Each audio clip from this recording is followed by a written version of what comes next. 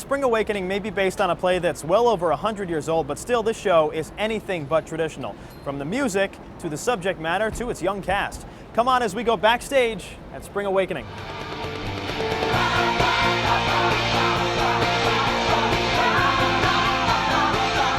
Spring Awakening is waking up Broadway. It's a high-energy musical that's mostly about sex. Because it is about those teen issues, if you've been a teenager ever, you've experienced at least one of them, or at least known someone who's experienced one of them. Yeah. So I think that it's relatable, and then the music is so great that it just sort of sucks you in.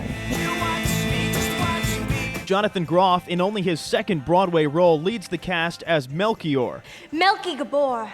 He's such a radical. The teenager is growing up in Germany, the year 1891, so sex is not a popular discussion topic. I'm ashamed to even ask, but then who can I ask but you? Vela, child, you cannot imagine that I could... You can't imagine that I still believe in the stork? I really don't know what I've done to deserve this kind of talk. Vedla, played by Leah Michelle, and Melchior can't get the answers they want, so they end up discovering their inner desires on their own. Please, Vedla. I believe, oh, I believe. It's just, it's... What? Sinful? No. I'll be forgiven. I don't know. Why? I believe. Because it's good? Because it makes us feel something? You show a little skin in this show. I do, just a little. Were you sort of hesitant about that, or? It was a combination of being so comfortable with this piece, being so comfortable with my co-star Jonathan Groff, and having complete and utter faith in my director, Michael Mayer. I know he would never do anything that was distasteful. Everyone's always like, oh my God, how did you do that scene with you guys and your pants come down and your boobs are...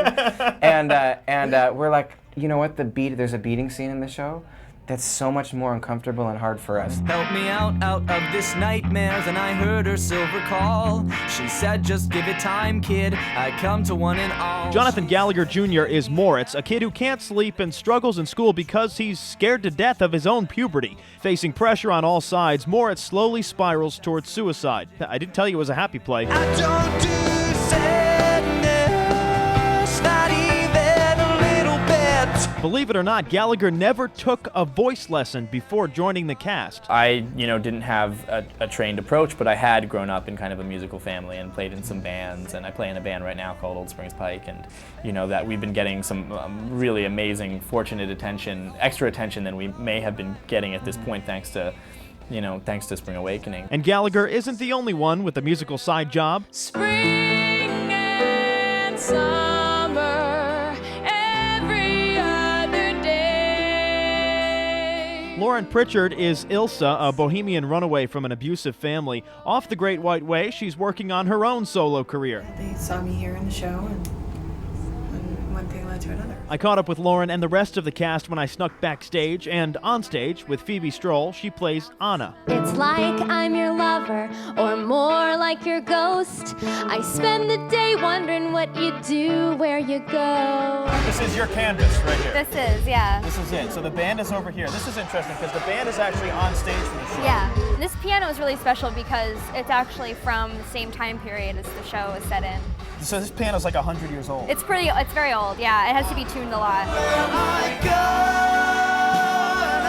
go there, no more shadows anymore. Spring Awakening may be a new musical, but it had to travel a long road to Broadway. You've been with this project since you were how old?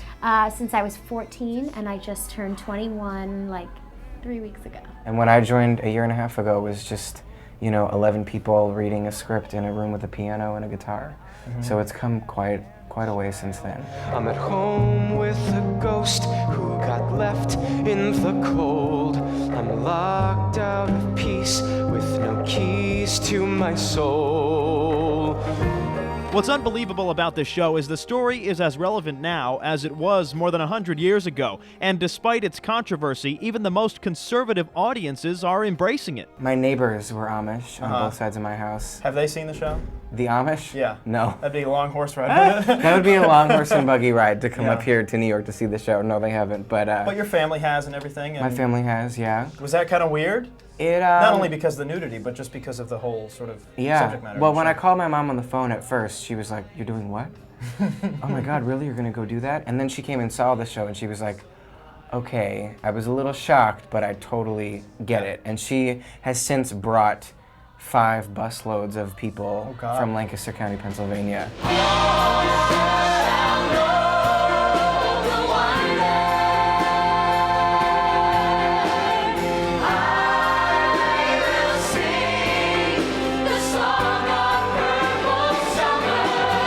You're coming to work every day and you're pinching yourself going, this is my job, this is what I'm doing, you know, for a living, which is, it's kind of hard to get used to in a way that I should be so lucky.